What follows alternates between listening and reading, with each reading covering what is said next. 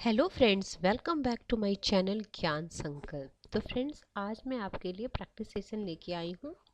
इसमें हम आज 50 क्वेश्चन करेंगे जो पॉलिटिकल साइंस के मोस्ट एक्सपेक्टेड क्वेश्चंस हैं। जो पॉलिटिकल साइंस के सारे सब यूनिट से इसमें मिक्स क्वेश्चन है। इस प्रैक्टिस सेशन में टोटल 100 क्वेश्चन थे, तो 50 मैंने पिछले क्लास में कराया है। आज 51 से मैं कराने वाली हूँ। और फ्रेंड्स, पहली बार चैनल पे आए हैं तो प्लीज़ चैनल को सब्सक्राइब कर ले, बेल आइकन को प्रेस कर ले, ताकि जब भी मैं वीडियो डालूँ तो आपको नोटिफिकेशन मिल जाए। और अभी इसके साथ साथ मेरे चैनल पे आपको इंटरनेशनल पॉलिटिक्स की भी सीरीज चल रही है, जिसमें मैं अभी इंटरनेशनल पॉलिटिक्स के उपागम करवा रही हूँ। यथार्थवाद हो चुका है, आदर्शवाद उदारवाद हो चुका है, तो आप प्लीज़ उससे भी देख लीजिएगा, तो आपको इंटरनेशनल पॉलिटिक्स कवर हो जाएगा। तो चलो स्टार्ट करते हैं। फांसीवाद और मार्क्सवाद में क्या समानता पूछ रहा है, डिफरेंस नहीं पूछ रहा, समानता पूछ रहा है। ठीक है, तो फांसीवाद और मार्क्सवाद में क्या है समानता। तो दोनों लोकतंत्र के विरोधी हैं। और समानता ये हो गया, दोनों राज्य को दोनों सर्वोत्तम नहीं मानते, क्योंकि मार्क्सवाद तो राज्य को शोषण का यंत्र मानता है, फांसीवाद राज्य को सर्वोत्तम मानता है। दोनों व्यक्तियों की स्वतंत्रता पर अंकुश लगाते हैं। नहीं, मार्क्सवाद क्यों लगाएगा, दोनों वर्ग संघर्ष के पक्षधर ने, वर्ग संघर्ष के पक्षधर कौन, सिर्फ मार्क्सवाद है। Next question 52। आधुनिक उदारवाद का अग्रदूत है। तो आधुनिक उदारवाद के जो अग्रदूत हैं वो टीएच ग्रीन है। राज्य समाज कल्याण को बड़े परिणामों में प्राप्त करने की एक संस्था है। आधुनिक उदारवाद में राज्य की यह भूमिका किसने स्पष्ट की। तो इस किसने स्पष्ट की, तो ये स्पष्ट किया है आपके बारकर ने। नहीं, 53 का हो जाएगा बी, बारकर। ठीक है, अगला है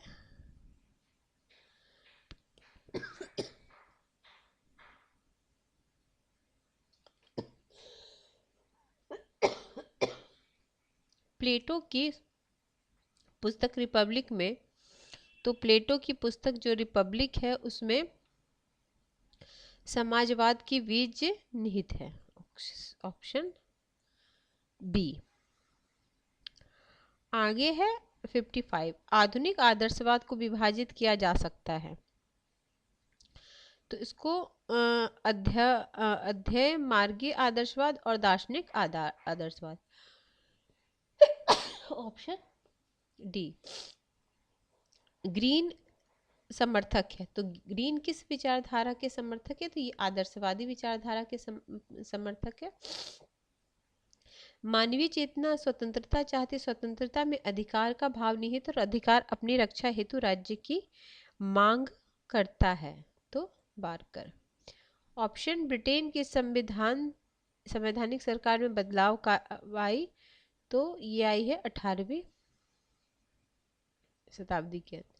अगला है नाम मात्र के कार्यपालिका और वास्तविक कार्यपालिका कहाँ एक व्यक्ति में निहित है। ठीक है, तो 59 का हो जाएगा कि नाम मात्र की कार्यपालिका और वास्तविक कार्यपालिका एक व्यक्ति में निहित है, तो ये है अमेरिका।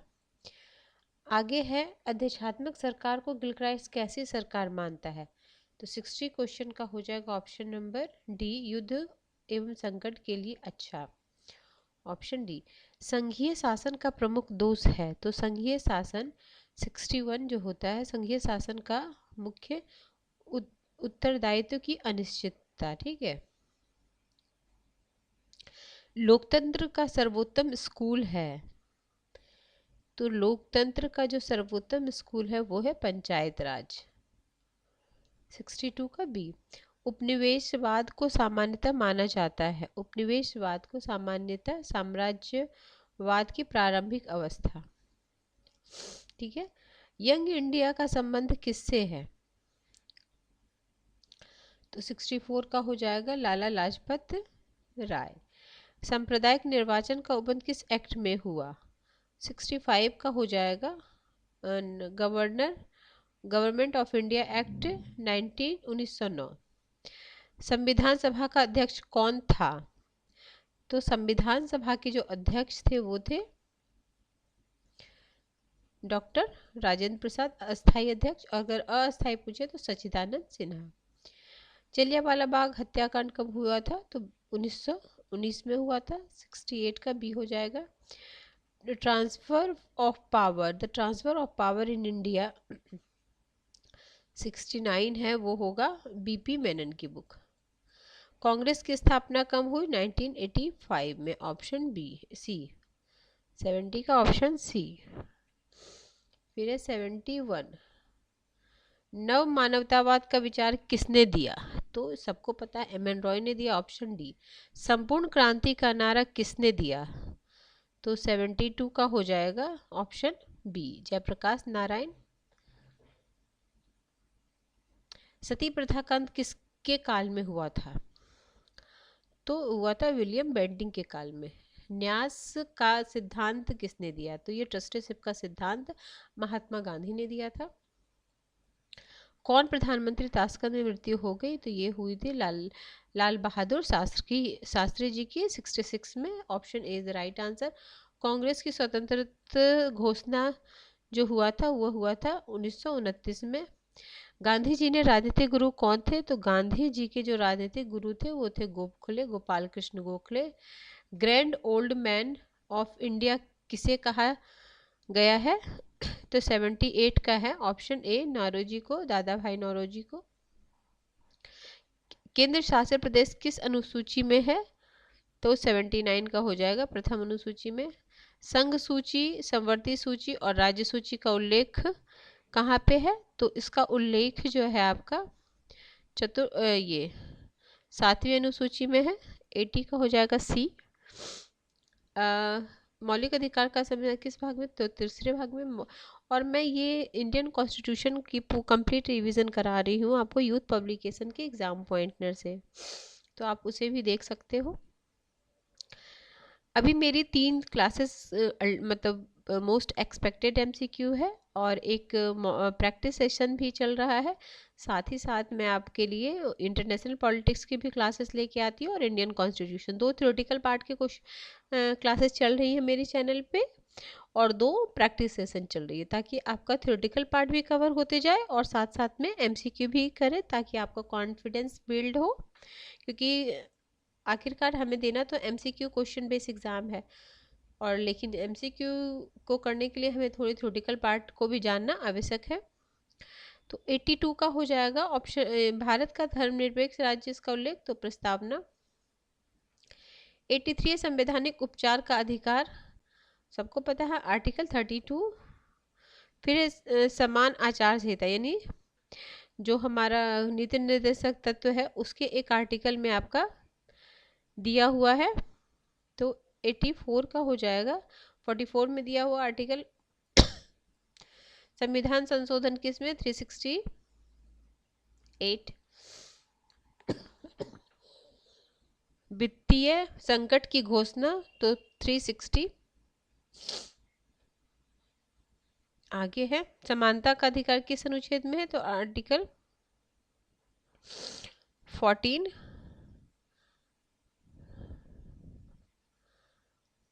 आगे है राज्य के नीति निर्देशक कहाँ से लिए गए? आयरलैंड से लिए गए। भारत के संविधान सभा की बैठक 1946 9 दिसंबर।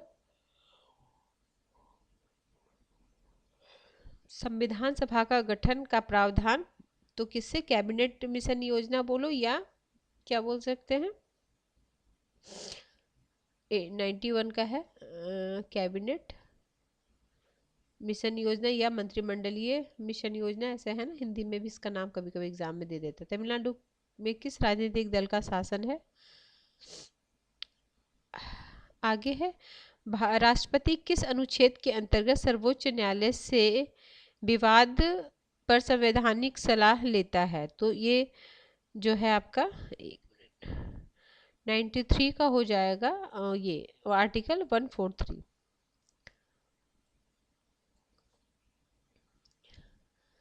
आगे है राष्ट्रपति के निर्वाचन में भाग लेते हैं तो संसद के सभी सदस्य और विधान नहीं, संसद के निर्वाचित सदस्य, विधान सभा के निर्वाचित सदस्य, ऑप्शन 94 का बी हो जाएगा।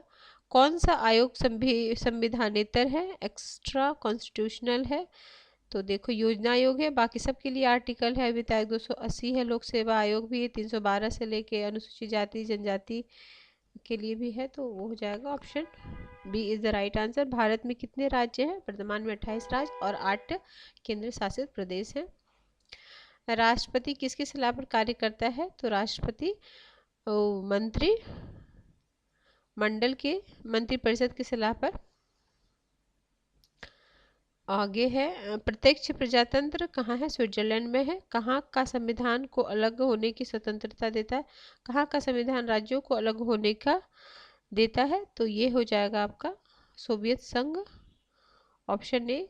आज के क्लास का लास्ट क्वेश्चन है, अवरोध एवं संतुलन किस संविधान में है? तो ये है आपका अमेरिका के संविधान में। तो ठीक है फ्रेंड्स, आज हमने मोस्ट एक्सपेक्टेड 50 क्वेश्चन किए हैं।